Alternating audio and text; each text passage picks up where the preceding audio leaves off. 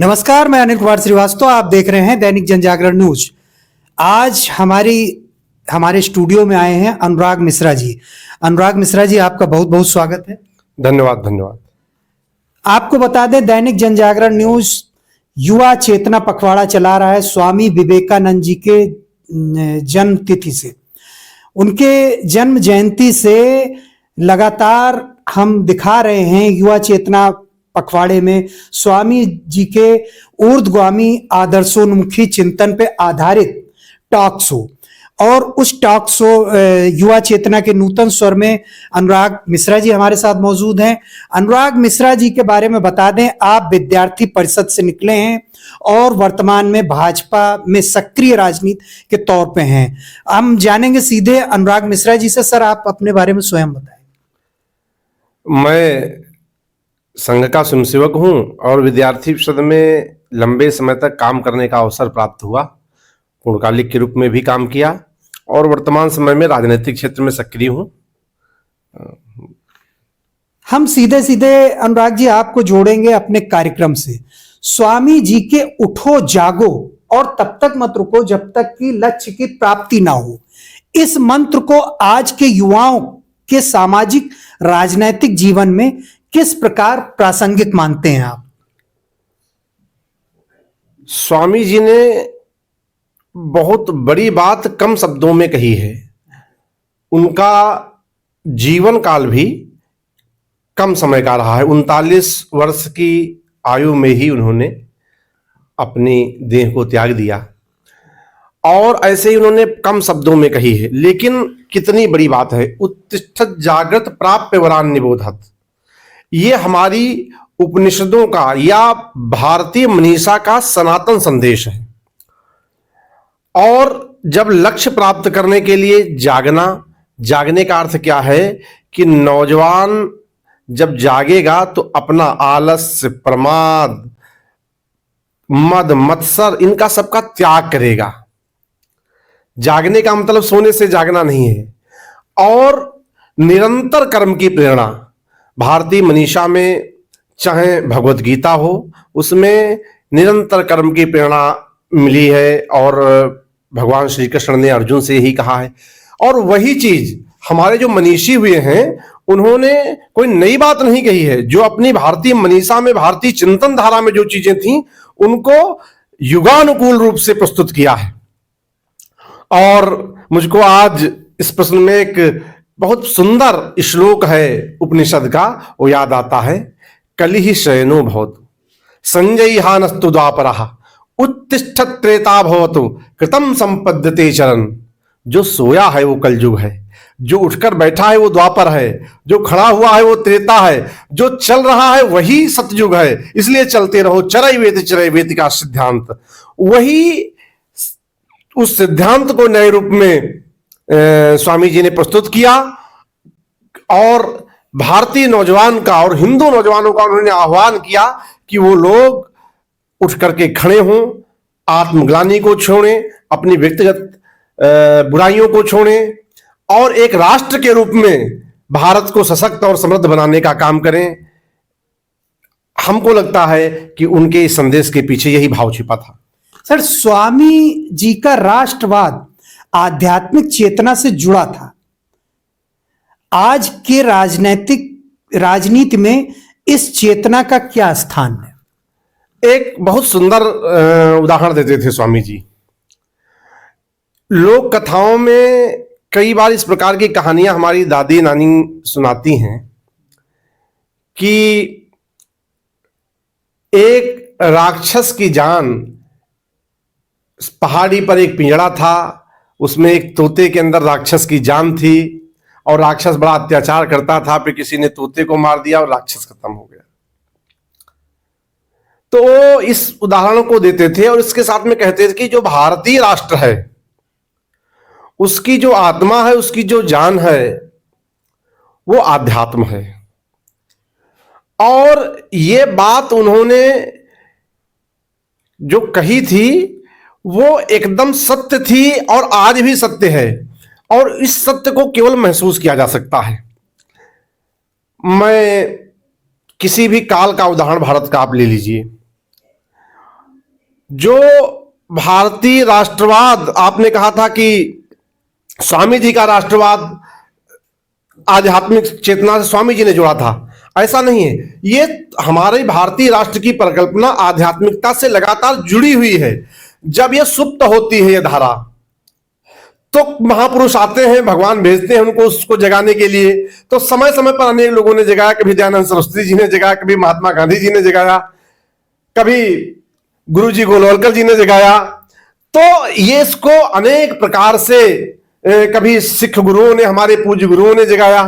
तो ये लगातार इसके जागरण का काम भी चलता रहता है, और समय और काल परिस्थिति के हिसाब से कभी इसका बोध समाज में कम होने लगता है, इस बोध का अभाव होने लगता है। उस अभाव को दूर करते हैं जो महापुरुष हैं, और स्वामी जी ने भी इस अभाव को दूर किया। मैं आपको उदाहरण देता हूं कि बहुत सारे लोगों ने चाणक्य सीरियल देखा होगा।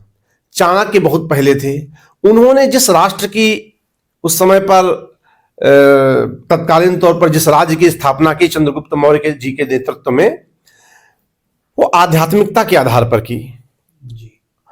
और बाद में आ जाइए आप छत्रपति शिवाजी महाराज, और जो हिंदवी स्वराज की स्थापना की वो आध्यात्मिकता के आधार पर की। इसके बाद में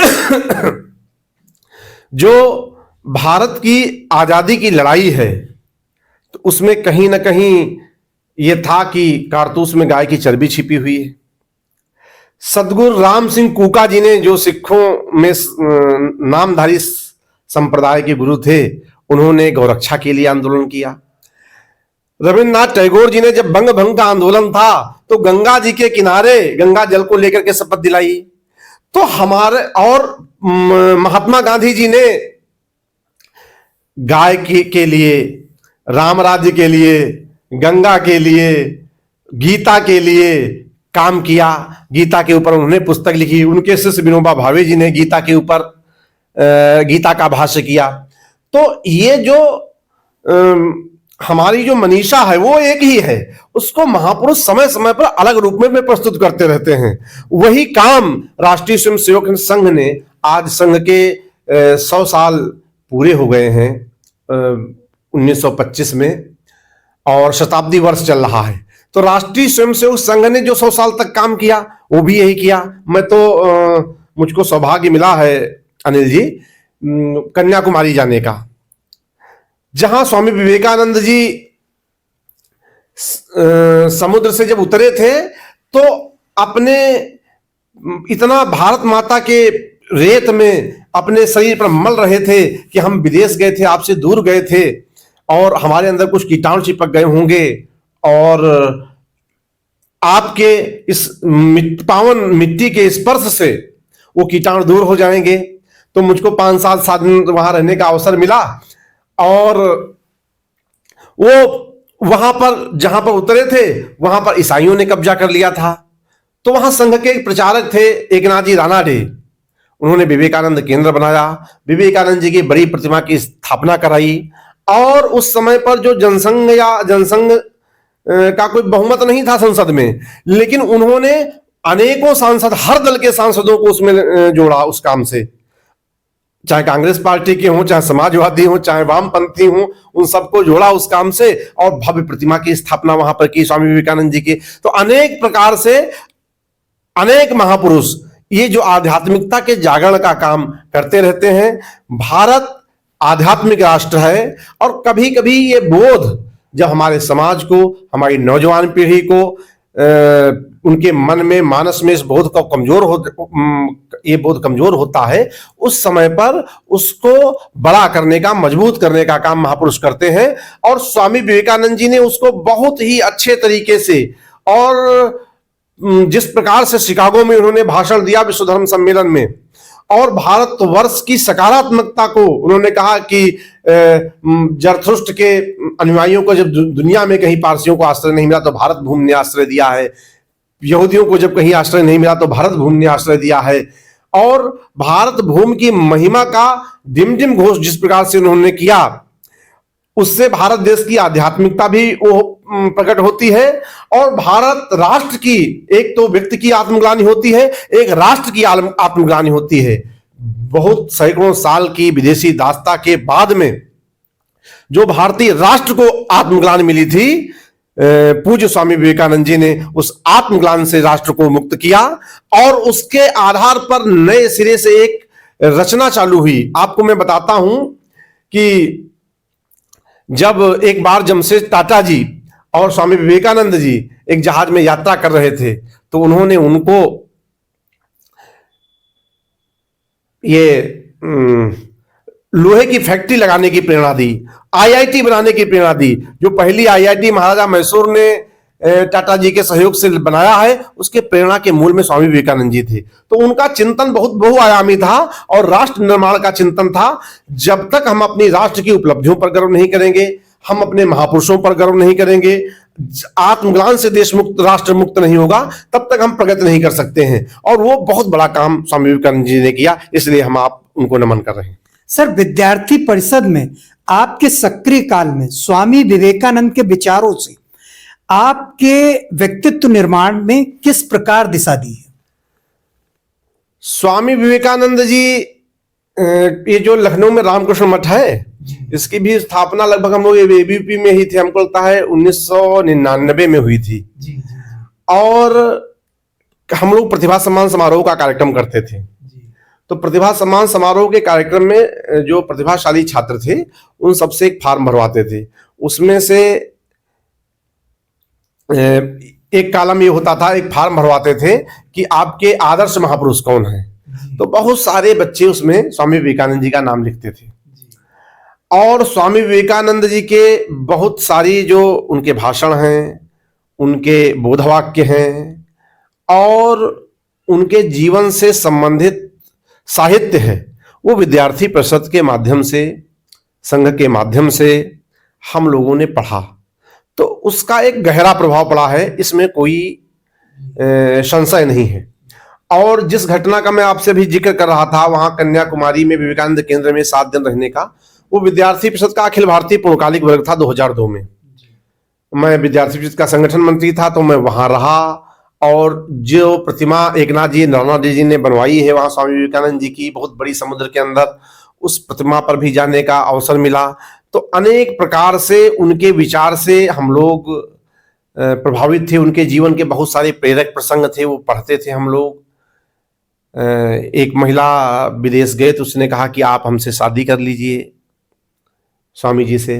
तो कहा आपसे शादी मैं क्यों कर लूं, मैं तो सन्यासी आदमी हूं। तो उन्होंने कहा हमको आप जैसा पुत्र चाहिए। तो स्वामी विवेकानंद जी ने जो उत्तर दिया, उन्होंने कहा कि मेरे जैसा पुत्र है तो मुझको ही पुत्र के रूप में आप स्वीकार कर लीजिए। तो जो भारत का जो दर्शन है, मातृवत परदारेश पर द्रवेश लोष्ठोत आत्मत सर्वभूतेषु यह पश्यति सा पंडिता, उसको उन्होंने अपने जीवन में चरितार्थ किया था। ऐसे अनेक प्रसंग हैं। अब मैंने पहले से कोई तैयारी नहीं थी, आपने कहा तो याद आते जा रहे। एक बहुत सुंदर प्रसंग और है। वो जो विदेश गए थे स्वामी विवेकानंद जी, शिकागो जब गए थे, तो महाराजा खेतड़ी ने उनको आर्थिक सहयोग किया था उसमें, क्यों कोई भी काम बगैर आर्थिक सहयोग से संभव नहीं है। तो एक बार एक नर्तकी वहां नृत्य कर रही थी उनके दरबार में या दरबार के आसपास। तो चूंकि स्वामी विवेकानंद जी सन्यासी थे, तो उनसे मुंह फेर करके अपना जा रहे थे। तो फिर उसने एक पद कहा, प्रभु मोरे अवगुण चित्त न धरो, समदर्शी है नाम तिहारो, चाहो तो पार करो।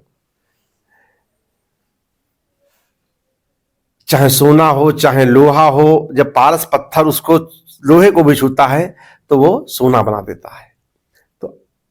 तो उनके मन में विचार चेंज हुआ। कहा देखिए, हम नर्तकी थी इसलिए हम इसको हे मान रहे थे या उससे अलग जा रहे थे।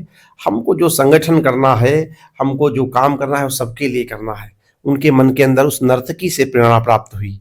उसने जब ये पद कहा, तो हमको भी समाज के विभिन्न हिस्से हैं, किसी के अंदर कुछ अच्छाई होगी कुछ बुराई होगी, लेकिन हमको सबको साथ में लेकर के साथ में सबका संगठन करके ही राष्ट्र निर्माण होगा। आज राष्ट्रीय स्वयंसेवक संघ के का भी जन्म शताब्दी वर्ष चल रहा है, 100 साल पूरे हो गए हैं। तो यही काम राष्ट्रीय स्वयंसेवक संघ ने भी किया है और वही विचार स्वामी विवेकानंद जी का था, ऐसा मेरा मानना है। स्वामी जी ने युवा को राष्ट्र का मेरुदंड कहा है। आज की युवा पीढ़ी को उनके किस आदर्श से सबसे ज्यादा जोड़ना चाहेंगे? स्वामी विवेकानंद जी ने कहा कि भगवत गीता से अच्छा फुटबॉल खेलते हो, यह भगवत गीता से ज्यादा जरूरी है। स्वामी विवेकानंद जी ने जो धर्म की परिभाषा दी तो कोई बहुत रूढ़ परिभाषा नहीं थी। नौजवान, उन्होंने कहा स्नायुओं में फौलाद का बल होना चाहिए। कैसे होगा? जब आप व्यायाम करोगे, अच्छा आपका खाना पीना होगा। तो उन्होंने एक मजबूत युवा की परिकल्पना की, जो शारीरिक दृष्टि से भी मजबूत हो, वैचारिक दृष्टि से भी मजबूत हो और आर्थिक दृष्टि से भी मजबूत हो। आज ऐसे ही नौजवान की जरूरत है राष्ट्र को। सब लोग सन्यासी नहीं हो सकते हैं, सब लोग घर परिवार छोड़ करके दूसरी जगह नहीं काम कर सकते हैं। हम अपने घर पर रह करके हम अपने सभी लोगों को, हमारा जो पूरा समाज है, अपने स्थान पर रह करके अपना काम करके किस प्रकार से हम राष्ट्र की प्रगति में योगदान कर सकते हैं, किस प्रकार से अपनी प्रगति में योगदान कर सकते हैं। Better individual, better society, better nation. हम अच्छे समाज का निर्माण, अच्छे राष्ट्र का निर्माण और उसका एक जो बेस है, जो आधार है, वो व्यक्ति निर्माण है। और व्यक्ति निर्माण का काम संघ भी 100 साल से कर रहा है। स्वामी विवेकानंद जी ने नौजवानों के व्यक्ति के निर्माण के ऊपर जोर दिया कि आपका शारीरिक स्वस्थता भी होनी चाहिए, आपकी मानसिक दृढ़ता भी होनी चाहिए, आपके अंदर अपने राष्ट्र के प्रति स्वाभिमान की भावना भी होनी चाहिए, आपके अंदर अपने पूर्वजों के प्रति आदर का भाव होना चाहिए, अपनी जो ज्ञान परंपरा है समाज की, भारतीय राष्ट्र की, उस ज्ञान परंपरा का भी ज्ञान होना चाहिए और उसके प्रति श्रद्धा का भाव होना चाहिए। और बाकी हम जो काम अपने कर रहे हैं अपने व्यक्तिगत जीवन में, वो अच्छे से करें। योगा कर्मस कौशलम, तो ठीक प्रकार से करें। यही हमको लगता है कि स्वामी विवेकानंद जी के जीवन का संदेश था। स्वामी जी का चिंतन केवल धर्म नहीं, चरित्र निर्माण का दर्शन था। क्या आज की राजनीति में पुनः चरित्र को केंद्रीय मूल्य बनाया जा सकता है? अब आपका प्रश्न जो है, इससे हमारी कुछ नाइत्तेफाकी है। धर्म और चरित्र निर्माण ये कोई अलग अलग चीजें नहीं है जी। धर्म बहुआयामी है और जब व्यक्ति का चरित्र अच्छा होगा तभी वो धार्मिक हो सकता है जी। और आप देखिए कि धर्म कोई अपने यहां पूजा पद्धति में तक सीमित नहीं। पूजा पद्धति धर्म का एक बहुत छोटा पार्ट है कि हम किस प्रकार से सूर्य देवता को जल चढ़ाते हैं, तुलसी मैया को जल चढ़ाते हैं, या हम रामकृष्ण की पूजा करते हैं, भोलेनाथ की पूजा करते हैं। ये एक पार्ट है धर्म का छोटा सा। आप देखिए कि अपने लखीमपुर शहर में ही खत्री धर्मशाला है, तो धर्मशाला क्यों है? उसमें पूजा पाठ का काम नहीं होता, रहने का काम, रहने का भी काम है, वो ठीक प्रकार से हो तो वो धर्म है। धर्म कांटा है तो उसमें भी धर्म लगा है। तो इसलिए जो चरित्र है, व्यक्तिगत चरित्र है, वो भी उसी धर्म का एक हिस्सा है और महत्वपूर्ण हिस्सा है कि व्यक्तिगत चरित्र के आधार पर ही धर्म स्थिर रह सकता है। धर्म को धारण व्यक्ति का चरित्र करता है। तो मान लीजिए कि हम हिंदू हैं, स्वामी विवेकानंद जी ने भी कहा कि गर्व से हिंदू हैं, तो हमको गर्व है, हम हिंदू हैं, लेकिन हमारा जब चरित्र देखेगा कि आप बहुत गर्व करते हो लेकिन आपका व्यक्तिगत कैरेक्टर ऐसा है, तो उसमें फिर धर्म को हानि होगी। इसलिए हम धार्मिक हैं, हमको हिंदू होने पर गर्व है, तो हमारे व्यक्तिगत जीवन से भी 10 लोग प्रेरणा लें, तभी बिल्कुल, तभी जो है। और आपने कहा था कि आज की राजनीति में, जी देखिए राजनीति में सब प्रकार के लोग होते हैं, जैसे समाज में सब प्रकार के लोग होते हैं, ऐसे ही राजनीति में सब प्रकार के लोग होते हैं। बहुत व्यवसायी लोग भी होते हैं, बहुत दलाली भी करते हैं, बहुत लोग जनता की सेवा करते हैं। आप रात में 12 बजे किसी अधिकारी से मिलना कठिन होगा, आप किसी नेता के से मिलना आसान होगा। कोई काम होगा तो सुबह पता चला कुत्ता मरा है तो वार्ड मेंबर को फोन करो, और आप सुबह सुबह उनके जो अपने पार्षद हैं उनके पास में 10 फोन इस प्रकार के पहुंच जाते हैं कि भैया हमारे यहाँ कूड़ा पड़ा है, हमारे यहाँ कुत्ता पड़ा है। तो राजनीति एक माध्यम है समाज के निर्माण का, समाज को ठीक करने का, समाज की सेवा का, और चरित्र इसमें हमेशा से केंद्रीय बिंदु रहा है।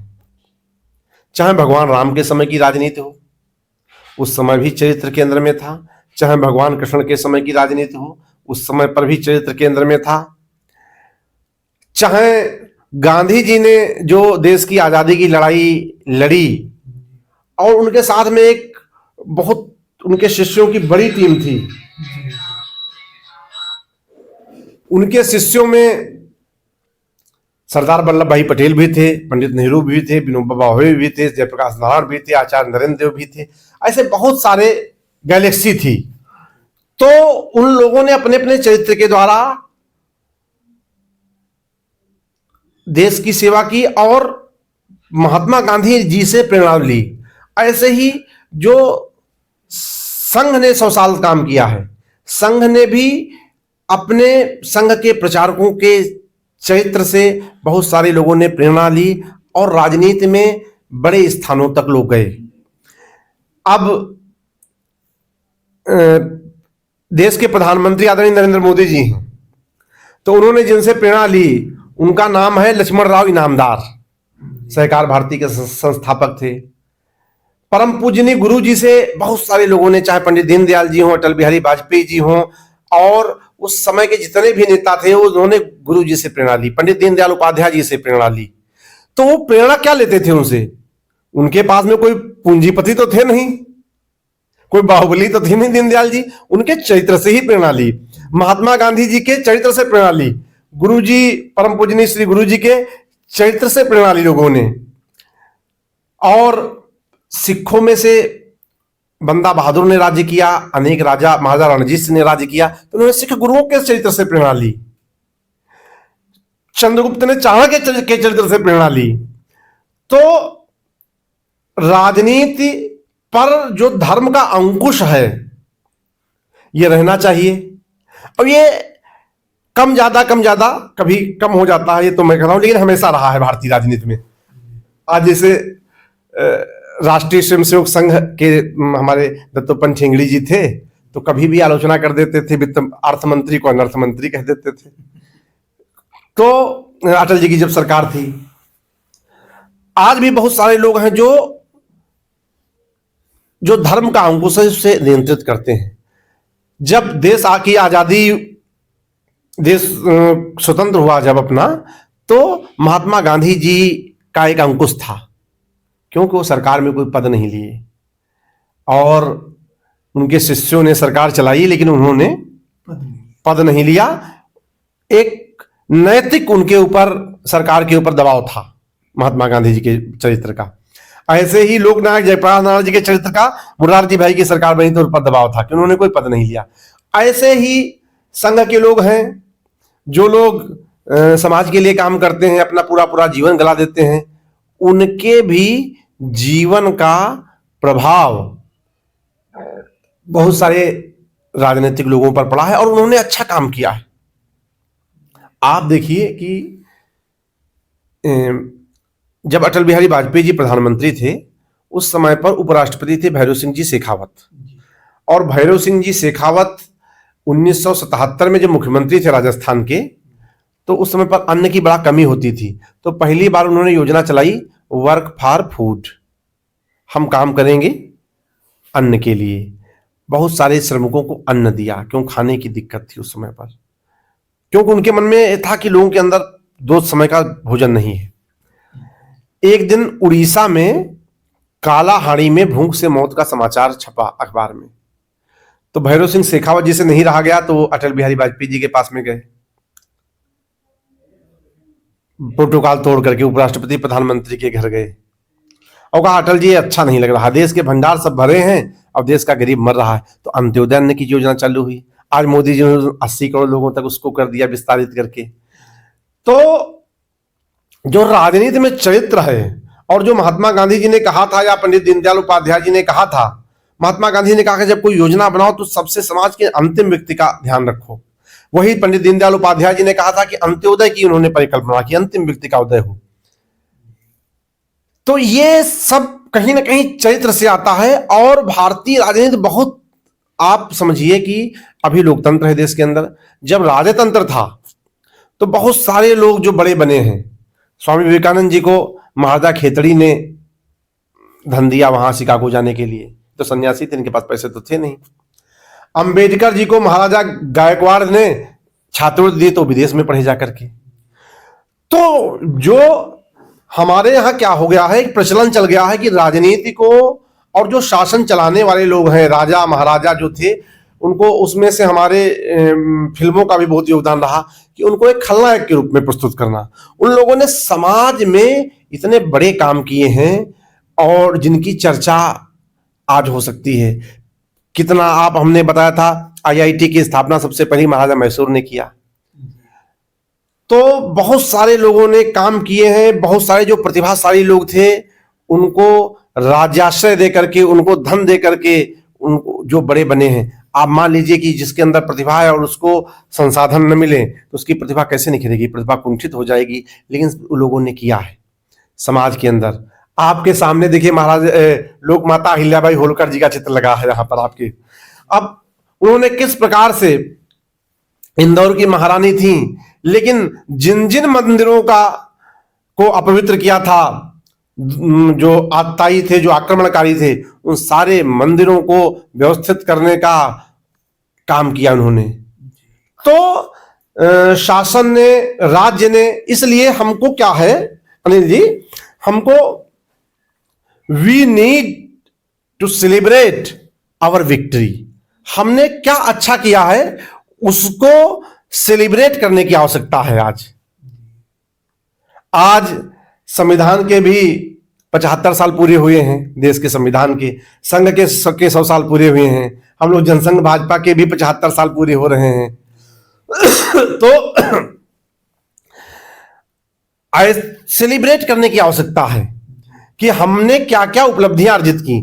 उसको सेलिब्रेट करने से व्यक्ति के अंदर आत्मविश्वास आता है, समाज के अंदर आत्मविश्वास आता है और राष्ट्र के अंदर आत्मविश्वास आता है।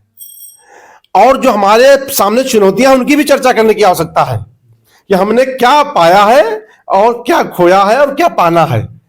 लेकिन अगर हम एकांगी हो जाएंगे कि केवल हम उपलब्धियों की चर्चा करें या जो हमने गंवाया है उसका रोना रोते रहें, तो उससे समाज ठीक नहीं बनेगा। समीक्षा करने की जरूरत है, समीक्षा करने की जरूरत है और हमको अपनी उपलब्धियों पर भी गौरव करने की जरूरत है। गौरव करने, जैसे भारत का विभाजन हुआ, बहुत दुर्भाग्यपूर्ण विभाजन हुआ, उसमें बहुत लोग बलिदान हुए। और आज भी जो कश्मीर में, पाकिस्तान में, बांग्लादेश में जो हिंदू समाज है उसका दर्द वो भोग रहा है, इसकी पीड़ा है सबके मन के अंदर। लेकिन बहुत सारा भारत ने 15 अगस्त 1947 के बाद में गोवा हमारे में मिला है, सिक्किम मिला है हमारे में, तो इनको भी सेलिब्रेट करने की आवश्यकता है। तो ये स्वामी विवेकानंद जी ने भी यही अपने पूरा, आप उनका जीवन देखिए, उन्होंने अपने भारत का गौरवगान भी किया।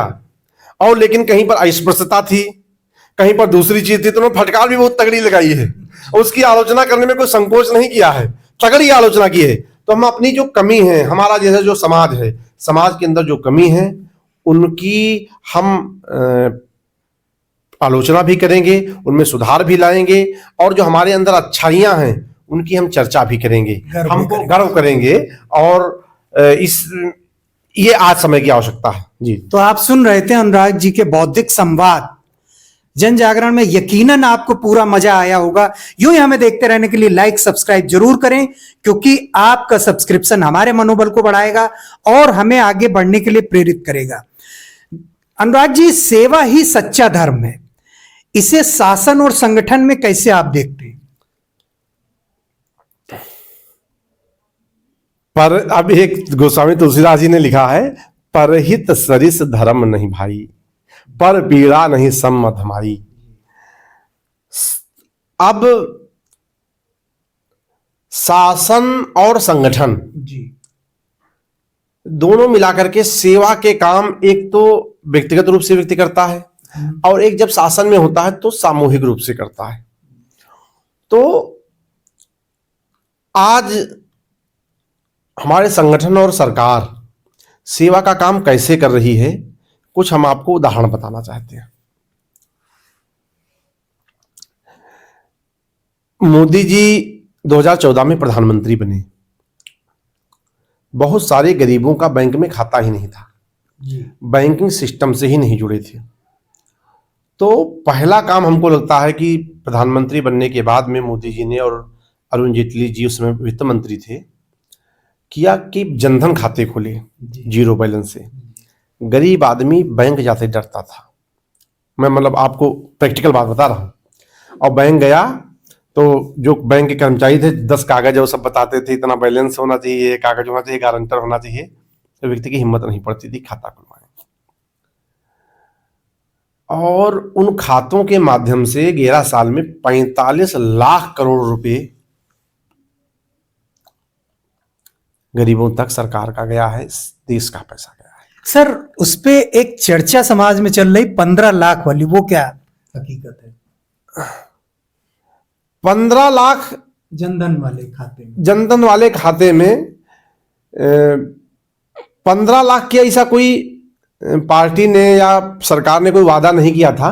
और अमित शाह ने बाद में, अमित शाह जी ने कहा कि वो जुमला था, तो इसलिए उसकी चर्चा नहीं करते। हम आपको बहुत प्रैक्टिकल कई चीजें बताते हैं। अब आप देखिए कि जो जनधन खाते थे, हम लोगों के मन में भी शंका थी कि भाई इनका क्या होगा, बैंक में बड़ा भीड़ लगती थी। लेकिन कोरोना के समय में कैसा उनका उपयोग हुआ है। जब एक दूसरे से व्यक्ति मिल नहीं सकता था, तो हमारी सरकारों ने श्रमिकों के खाते में 1000 रुपये 2000 रुपये डाले, उनके घर का खर्चा चला, महिलाओं के। तो कितनी बड़ी आबादी उससे बची। कोई भी योजना है उसमें कमियां भी रहती हैं, उसकी आलोचना भी हो सकती है, लेकिन हम जो सेवा का आप कह रहे थे हम बता रहे हैं। दूसरा, प्रधानमंत्री जी ने दूसरा काम यह किया कि शौचालय के निर्माण का काम युद्ध स्तर पर लिया। 14 करोड़ से ऊपर शौचालय बनाए हैं। हम लोग कभी लखीमपुर शहर में गांव जाते थे शाम को, तो देखते थे महिलाएं लाइन से बैठी हैं सड़क पर, और रात में लाइट लग रही है मोटरसाइकिल की, सब उठकर खड़ी हो जाती। ना उनको अच्छा लग रहा, ना हम लोगों को अच्छा लगता था, और गंदगी भी बहुत होती थी। 14 करोड़ शौचालय उन्होंने बनवाया है। कहीं जानलेवा भी थी रेलवे लाइन पे भी। हाँ, ऐसबाग वगैरह में पूरा। ठीक बात है, ठीक बात है। रेलवे लाइन पर बैठी, पता ट्रेन आ गई, कट गई। तो उस चीज को दूर किया।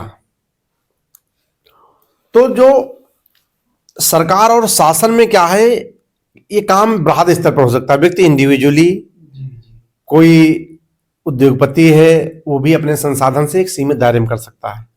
इतने बड़े स्तर पर सरकार ही कर सकती है, और सरकार ने किया। दूसरा जो बहुत महत्वपूर्ण है, गरीबों को 40 करोड़ लोगों को आयुष्मान भारत के अंतर्गत हेल्थ इंश्योरेंस सरकार ने दिया है। हम तो ग्रामीण पृष्ठभूमि के हैं। हम देखते थे कि अगर कोई बड़ी बीमारी आ गई गरीब के घर में, तो उसकी खेती बिक जाती थी, खेती गिरवी रख जाती थी, और खेती के साथ साथ में महिलाओं के जेवर भी गिरवी रख जाते थे। आज गरीब लोगों को 40 करोड़ गरीब लोगों को हेल्थ इंश्योरेंस दिया है सरकार ने। दुनिया की सबसे बड़ी योजना है। और मैं बताऊं, मेरे घर में जो काम करते हैं उनके भाई को भी कैंसर हो गया, उनकी भी जमीन बिक जाती है अगर योजना ना होती। तो वो योजनाएं जो सरकार की चल रही हैं वो किस प्रकार से सेवा का काम कर रही हैं, कहां पर कर रही हैं? बहुत आदर से क्षमा के साथ हम आपसे कहना चाहेंगे, क्या ये जो आयुष्मान योजना है इसमें अभी आपने अंत्योदय वाला किया, वो मेरे ख्याल से इम्प्लीमेंट नहीं हो पाया है।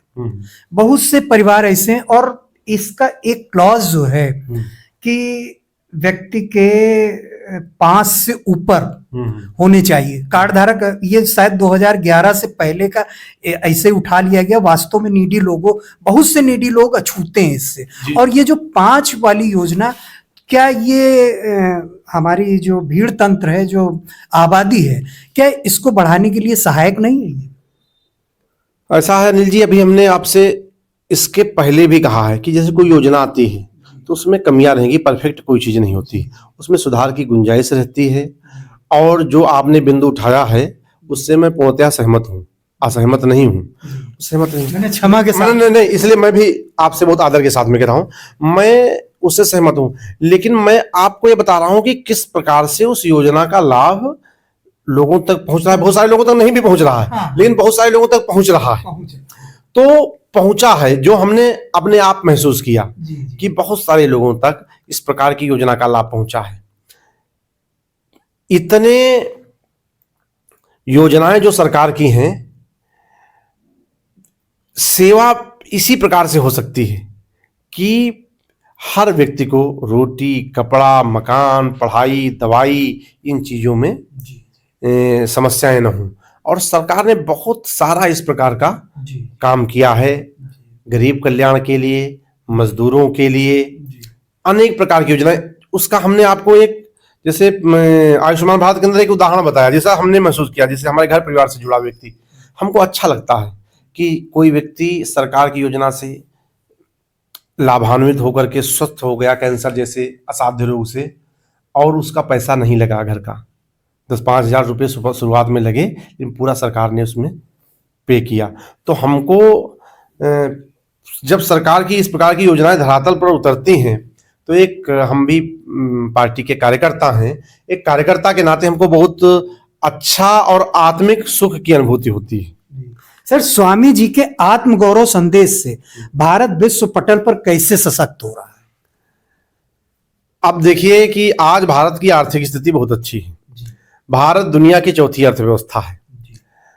भारत इतना बड़ा देश है, इतनी बड़ी भारत की सेना है, इतनी बड़ी अर्थव्यवस्था है। और जब स्वामी जी ने आत्मगौरव का संदेश दिया था तो भारत पराधीन था, तब भारत की स्थिति बड़ी खराब थी। यहां जो वो आते थे, भूकंप आ गया या अकाल आ गया तो लाखों लोग, हजारों लोग भूख से मर जाते थे। आज वो स्थिति नहीं है। उस स्थिति को भारत ने पार किया है, बावजूद इसके कि भारत की जनसंख्या कई गुने बढ़ी है। कोविड जैसे पैंडेमिक, जी, कई गुने बढ़ी है। तो भारत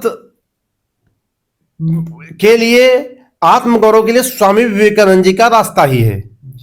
एक हम आपको बता रहे हैं, बहुत अच्छा ध्यान आ गया कि यक्ष का और युधिष्ठिर का जब संवाद हुआ है महाभारत में, तो यक्ष ने युधिष्ठिर से पूछा है, अनेक प्रश्न पूछे हैं, एक प्रश्न ये भी पूछा, उन्होंने कहा का पंथा, रास्ता क्या है? तो युधिष्ठिर ने कहा महाजनो ज्ञेन यतः सपंथा, जिस रास्ते पर बड़े लोग गए हैं वही रास्ता है, महाजनो येन गता सपंथा।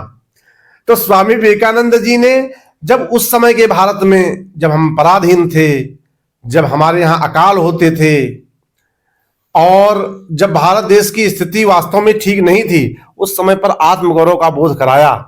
और कहीं ना कहीं देश की स्वतंत्रता में भी उसका योगदान रहा है, राष्ट्र निर्माण में योगदान रहा है। आज भारत बहुत आगे बढ़ करके खड़ा हो गया है दुनिया के सामने। तो आज भी क्या है, कुछ नकारात्मक शक्तियां हैं जो बहुत निगेटिविटी फैलाती हैं एक एक चीज में। तो उन नकारात्मक शक्तियों के प्रभाव से बचने की जरूरत है। इसका अर्थ यह नहीं कि हम किसी भी योजना की आलोचना छोड़ दें जी, या सुधार की जो भाव है भावना छोड़ दें। वो आपने अभी पीछे कहा। हाँ, वो ये नहीं होना चाहिए। लेकिन हमको जितना हमारे अंदर आत्मगौरव होगा, जितना हम अपनी विक्ट्री का, अपनी उपलब्धियों का सेलिब्रेशन करेंगे, जितना हम अपनी आध्यात्मिक परंपरा पर गर्व करेंगे, उतना ही हमारी नई पीढ़ी सकारात्मकता के साथ में राष्ट्र निर्माण में लगेगी और उसी से देश का उत्थान होगा, देश और आगे बढ़ेगा। आपके हिसाब से स्वामी जी का ऊर्ध्वगामी चिंतन समाज एवं राष्ट्र की एकता को कैसे मजबूत करता है? स्वामी जी ने कहा था, बहुत उनका एक प्रसिद्ध वाक्य है और बहुत सारे हमारे वामपंथी मित्र हैं वो उसको ज्यादा इस्तेमाल करते हैं। उन्होंने कहा था कि भारत को वेदांती मस्तिष्क और इस्लामी शरीर चाहिए। अब इस्लामी शरीर का मतलब ये नहीं था कि इस्लाम की जो हम शिक्षाएं हैं उनको फॉलो करें, कि किसी के अंदर काफिर देखना। हमारे अंदर तो यत पिंडे तत् ब्रह्मांडे, जहां पिंड है वहां ब्रह्मांड है। जड़ में, चेतन में, सब में ईश्वर का दर्शन करना, सिय राम में सब जग जानी, ये भारत का दर्शन है। तो इस्लामी चिंतन नहीं, लेकिन इस्लामी शरीर उन्होंने कहा। शरीर क्या है कि जैसे उनके यहाँ शुक्रवार की नमाज होती है, लोग इकट्ठा होते हैं, एक साथ में इकट्ठा होते हैं। एक ये वो चीज सीखना चाहिए हमको सब जगह से, नियमितता सीखना चाहिए, एकत्रित होना सीखना चाहिए। जो संघ ने सीखा है और संघ ने 100 साल में किया है, बड़े बड़े कार्यक्रम, एक साथ में एकत्रीकरण, ये हिंदू समाज का संगठन उन्होंने किया है।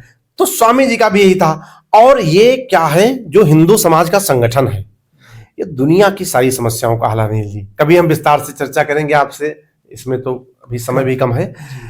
हिंदू समाज का चिंतन जो है वो दुनिया को सुख देने वाला है। उस चिंतन के हिसाब से जब समाज रचना होगी, जो हमारा वैचारिक चिंतन है भारतीय मनीषा का, और उसके हिसाब से जब नौजवानों का निर्माण होगा एक एक व्यक्ति का, और जब लोग एक साथ में रहेंगे पूरा समाज, थोड़े बहुत वैचारिक मतभिन्न से आगे बढ़ करके एक बड़े लक्ष्य के लिए पूरा हिंदू समाज जब एक साथ में खड़ा होगा, तो दुनिया की कोई ताकत नहीं है जो भारत पर हमला कर सके। हमारे मंदिरों पर बहुत हमले हुए हैं, मंदिरों को तोड़ा गया, किसी की हिम्मत नहीं है। और अभी परम पूजनीय सरसंघचालक जी ने कहा, मोहन भागवत जी ने कहा कि दुनिया में किसी की औकात नहीं थी कि भारत पर या हिंदुओं पर अधिकार कर लेता। हम लोग ही में से 10 लोग मिल गए जाकर के, इसलिए जो पराधीनता हम लोगों को कहीं ना कहीं मिली है इसके कारण से मिली है। तो इसलिए पूरे समाज का संगठन और समाज को एक सकारात्मक दिशा में लगाना, उसका मैं एक और उदाहरण बताता हूं आपको। दुनिया का कल्याण कैसे है कि जैसे यहां पर अंग्रेजी शासन रहा तो उन्होंने हम लोगों पर रूल किया जी, और शोषण किया। एक शशि थरूर ने बहुत अच्छी किताब लिखी है, अंधकार काल जी, डायरेक्टर ने क्या है अंग्रेजी में लिखी, उसका हिंदी रूपांतर मैंने पूरी पढ़ी है कि किस प्रकार से यहां से संपत्ति को ले गए वो यूरोप में। लेकिन भारत ने जब कहीं भी लड़ाई भी लड़ी है तो उपनिवेश स्थापित नहीं किया। भगवान राम का उदाहरण बहुत अच्छा है। उन्होंने जब लंका जीता तो वहां भरत को नहीं बैठा दिया कि भाई शासन करो, उन्होंने विभीषण को बैठाया। जब बाली से जीता तो वहां पर उन्होंने सुग्रीव को बैठाया। तो हमारा ये कभी लक्ष्य ही नहीं रहा है कि हम किसी को गुलाम बना करके, सबकी व्यक्तिगत स्वतंत्रता, सभी राष्ट्र की स्वतंत्रता और सद्भाव रहे, ये जरूर रहा है भारत का चिंतन। तो वही स्वामी विवेकानंद जी ने जो समय समय पर मार्गदर्शन समाज को किया है, वो देश को ही नहीं दुनिया को हम अपने हिंदू होने पर गर्व करेंगे, हम अपनी परंपरा पर गर्व करेंगे, हम अपने चरित्र को अच्छा बनाएंगे और उससे राष्ट्र निर्माण और पूरी दुनिया में सुख शांति की स्थापना होगी। यही संदेश। सर, चलते चलते विद्यार्थी परिषद, जैसा कि हमने पीछे बताया, विद्यार्थी परिषद से भाजपा तक के आपकी यात्रा पे बातचीत हो, उससे पहले हम जानना चाहेंगे जन जागरण के मंच पे आके कैसा लगा? बहुत अच्छा लगा, बहुत अच्छा अनुभव था। राजेश दीक्षित जी ने और मुरारी भाई साहब ने, दोनों लोगों ने कहा और मैं आ गया, आपसे मिलकर के बहुत अच्छा लगा। और ऐसे क्या है कि नहीं, एक वो है पंक्ति है, अंधकार को मत धिक्कारें, अच्छा है एक दीप जलाएं, माना है कि अंधेरा घना है पर दिया जलाना कहाँ मना है। तो दो लोगों के बातचीत से ही समाज के अंदर जो आप दीपक जलाने का काम कर रहे हैं, उसके लिए मैं आपको बहुत साधुवाद देता हूं। ईश्वर आपको अपने काम में बहुत यशस्वी बनाए और समाज में कुछ सकारात्मकता का जो संदेश है वो फैले, ये बहुत शुभकामनाएं हैं आपको। और सच में जैसे इतनी देर हम लोग बैठे हैं तो मुझको बहुत आत्मिक सुख की अनुभूति हुई है आपसे बात करके। कई बार होता है कि किसी से बात करो तो आदमी ऊब जाता है, ये कहता है कितनी जल्दी पिंड छूटे, इस टाइप की एक भावना होती है। लेकिन जब अच्छा लगे, जब एक समान विचार के लोग में बैठते हैं, मिलते हैं, तो अच्छा लगता है, आत्मा में आनंद की अनुभूति, धीरे धीरे आनंद का भाव पैदा होता है। ये आपकी बातचीत में हुआ है, इसके लिए मैं आपको साधुवाद देता हूँ। सर, हम सीधे सीधे जोड़ेंगे आपको कार्यक्रम से। विद्यार्थी परिषद से भाजपा तक की यात्रा में स्वामी जी के किन विचारों ने आपको वैचारिक रूप से स्थिर बनाए रखा? स्वामी जी ने राष्ट्र सर्वोपरि का विचार दिया कि हमको जो है 50 साल तक सब देवी देवता भूल जाना है। कब जगह उन्होंने कहा हमको भारत माँ की पूजा करनी है। तो ऐसा नहीं कि उन्होंने नास्तिक बनने कह दिया था, लेकिन उन्होंने कहा कि राष्ट्र सबसे बड़ा है। जब हमारा देश, हमारा राष्ट्र ये सशक्त नहीं होगा, और राष्ट्र का मतलब केवल व्यक्ति नहीं है, केवल अर्थव्यवस्था नहीं है, वहां की ज्ञान परंपरा भी है, वहां की शिक्षा भी है, वहां की न्याय व्यवस्था भी है, और वहां के मंदिर भी हैं। राष्ट्र में हमारी जो पुस्तकें हैं वो भी हैं, तो सब मिलाकर के राष्ट्र बना है। हमारे त्योहार हैं, हमारे तीर्थ हैं, तो ये सब मजबूत हों। और इस भाव में हम लोग, आपको हम बताएं कि 30 साल से एक्टिव रूप से काम कर रहे हैं। 1995 से 2025, 30 साल से ऊपर हो गया समय। तो चूंकि एक बड़े लक्ष्य के लिए काम कर रहे हैं, इसलिए कब समय बीत गया ये भी नहीं पता चलता है, और बहुत निराशा हताशा आई हो ऐसा भी नहीं है। ये कहीं ना कहीं स्वामी विवेकानंद जी के जीवन का, उनके विचारों का हम लोगों पर प्रभाव रहा है, जो कुछ समाज में ठीक प्रकार से हम लोग कर पा रहे हैं। सर, चलते चलते युवाओं के नाम कोई संदेश? एक रोमा रोला जी ने जीवनी लिखी है, रामकृष्ण ठाकुर जी की भी लिखी है, नोबेल पुरस्कार विजेता थे, स्वामी विवेकानंद जी की भी लिखी है, कि अगर आप भारत को जानना चाहते हो तो विवेकानंद जी को पढ़ो। सभी हमारे नौजवानों से आग्रह है कि जैसे गर्मी की छुट्टियां होती हैं, सर्दी की छुट्टियां होती हैं, कुछ अवकाश होता है, तो हमको स्वामी विवेकानंद जी के विचारों को पढ़ना चाहिए। स्वामी विवेकानंद जी के विचार हमको व्यक्तिगत रूप से ठीक करने के लिए, व्यक्तिगत रूप से सुदृढ़ करने के लिए भी सहयोग करते हैं। एक समाज के रूप में और एक राष्ट्र के रूप में उनके विचारों से बहुत मजबूती आती है। और आज तो इंटरनेट का युग है। आप इंटरनेट पर, लैपटॉप पर, मोबाइल पर आप स्वामी विवेकानंद जी के बारे में बहुत जानकारी कर सकते हैं। बहुत सारे लोग हैं। मैं स्वामी विवेकानंद जी ऐसे व्यक्तित्व हैं जिन्होंने हिंदुत्व की बात की खुलेआम, और उनकी कोई आलोचना नहीं करता है, चाहे वामपंथी हो।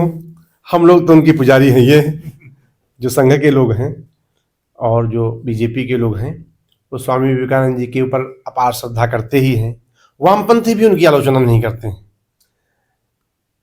कांग्रेसी भी उनकी आलोचना नहीं करते हैं, और सब लोगों ने बहुत अच्छी अच्छी बातें स्वामी विवेकानंद जी के जीवन की कही हैं। बहुत सारे इस पर इंटरनेट पर लोगों के वक्तव्य हैं, भाषण हैं स्वामी विवेकानंद जी के बारे में। एक संघ के सरकारवाह हैं, जिनको मैं चाहता हूं कि लोग सुने। संघ के सरकारवाह हैं दत्ता जी, माननीय दत्तात्रेय होसबले जी। उन्होंने स्वामी विवेकानंद जी के जीवन के विषय में अद्भुत भाषण दिया है एक कार्यक्रम में। कोई सर्च करेगा तुरंत मिल जाएगा यूट्यूब पर, सुनिए, देखिए कितना आनंद आता है। और एक मुकुल कांतकर जी हैं, संघ के प्रचारक हैं, उनका भाषण है। समाजवादी हैं, बहुत धुर वामपंथी योगेंद्र यादव जी, उनका भी स्वामी विवेकानंद जी के बारे में भाषण है, सुनना चाहिए। तो बहुत सारे लोगों ने जो उनके जीवन के लिए, उनके विचार के लिए कहा है, उसको सुनना चाहिए। और जब सबको सुनेंगे तो हम किसी एक, अपना बुद्धि विवेक भगवान ने दिया है, उससे हम किसी लक्ष्य पर, किसी एक तात्विक स्थिति पर हम पहुंच सकते हैं। यही तो आप सुन रहे थे अनुराग मिश्रा जी को। आपने सुना किस तरीके से बौद्धिक स्तर की बातें इन्होंने की। वास्तव में इनकी बातें आत्मसात योग्य हैं। यूं ही हमें देखते रहने के लिए लाइक सब्सक्राइब जरूर करें, क्योंकि आपका सब्सक्रिप्शन हमारे मनोबल को बढ़ाएगा और हमें आगे बढ़ने के लिए प्रेरित करेगा। तब तक के लिए धन्यवाद, नमस्कार।